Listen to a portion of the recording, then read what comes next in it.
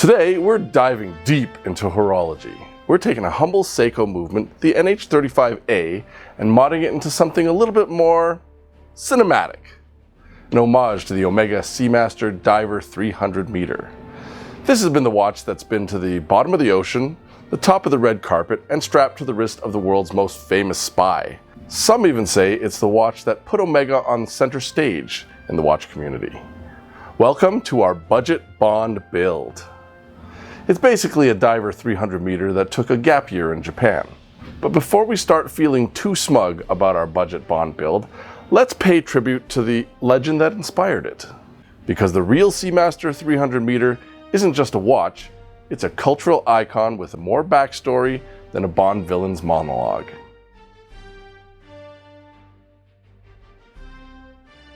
The Seamaster is Omega's longest running product line, launched in 1948 to mark the brand's 100th anniversary. But here's the twist. The first Seamasters weren't even dive watches. They were small gentlemen's watches, the kind you'd wear with a suit, and not the wet kind.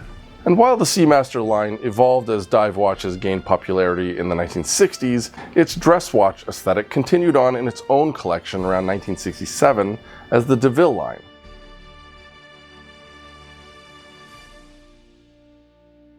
The Seamaster used an O-ring gasket design inspired by submarine tech from World War II, which made them more resistant to pressure and temperature changes than the fragile shellac or lead gaskets of the time.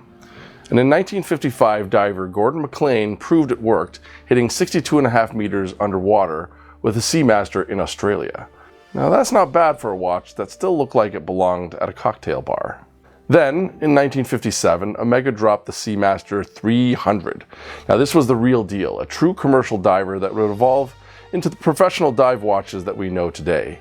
And to show off its aquatic chops, Omega began stamping the Caseback with that famous hippocampus logo. Half horse, half fish, and 100% nightmare fuel.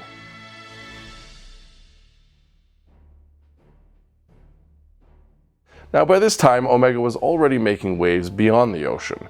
They'd been the official Olympic timekeeper since 1932. So while athletes were breaking records on land, Omega was quietly proving itself underwater too. Omega had released special edition Seamasters for nearly every games, from Beijing to Paris.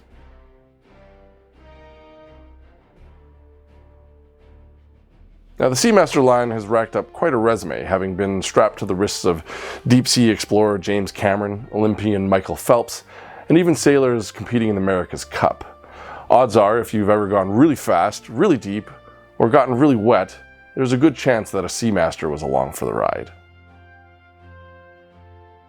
Now, fast forward to 1993, Omega introduced the Seamaster Diver 300 meter.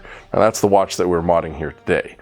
It had such distinct features that you could spot it from like a mile away. What makes it iconic?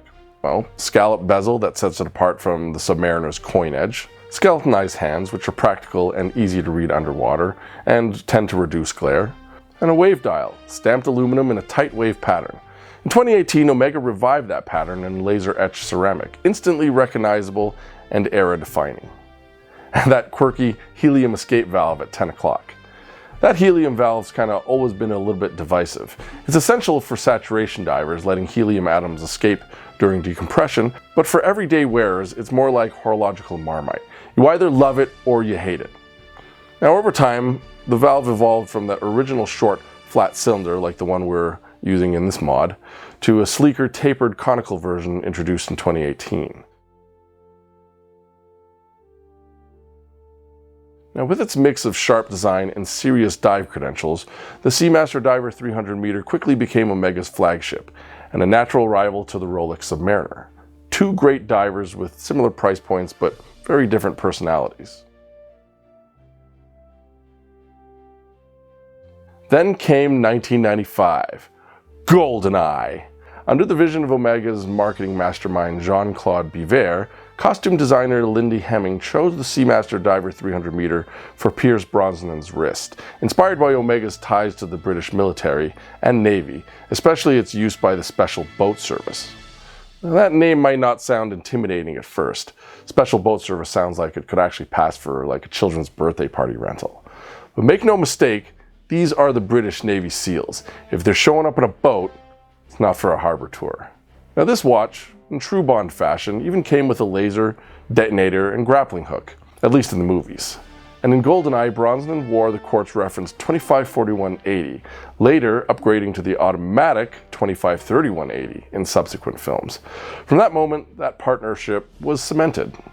Now Daniel Craig carried forward this legacy with the updated Co-Axial models, culminating in the titanium No Time to Die edition, a lightweight military-inspired design that Craig helped create himself. Now Sean Connery's Rolex was for sipping martinis. Craig's titanium Seamaster was for smashing the glass over someone's head. In 2005, Omega expanded the family with the Planet Ocean, a beefier 600-meter rated Seamaster built for serious divers, which Bond wore again in 2006 Casino Royale.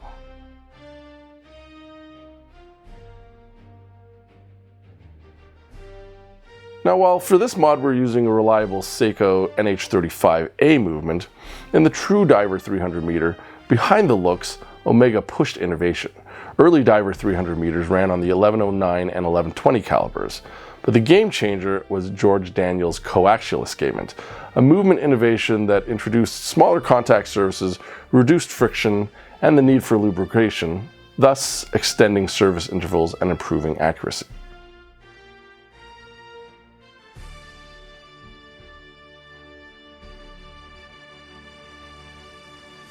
Now, the inevitable comparison is to the Rolex Submariner.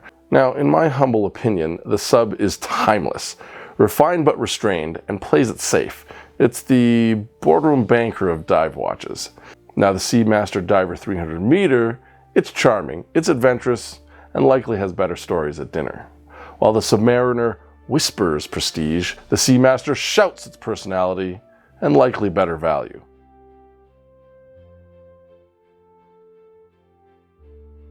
Another stark difference between the Seamaster and the Submariner is the sheer number of models and looks that it's had over its relatively short history. What may be considered a big change that has Submariner collectors salivating is whether some text is read or whether the depth rating has feet or meters first. Ooh. Now over the years, the Diver 300 meter has cycled through more looks than Bond has cycled through women. Sorry, Vespa. Black, green, titanium, ceramic, bronze, gold.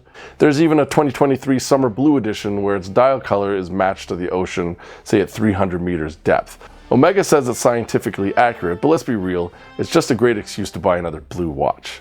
And from the core stainless steel model to blacked out ceramic versions, chronographs, and special 007 editions, the 300 meter has evolved more than almost any other collection from any other brand. And yet, it always remains unmistakably Seamaster.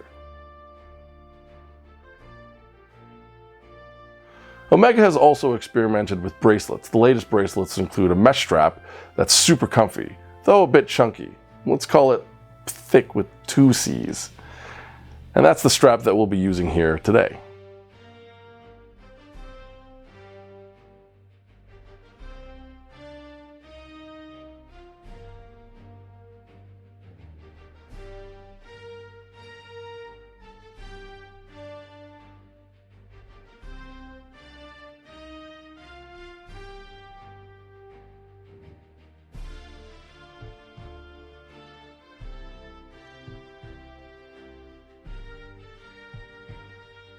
And here it is, the Seiko Seamaster 300 meter Homage. Wave dial, check. Skeleton hands, check. Scalloped bezel, check. All the Bond swagger, minus the switch tacks. It's a watch that says, I'm not just a dive watch, I'm a license to flex.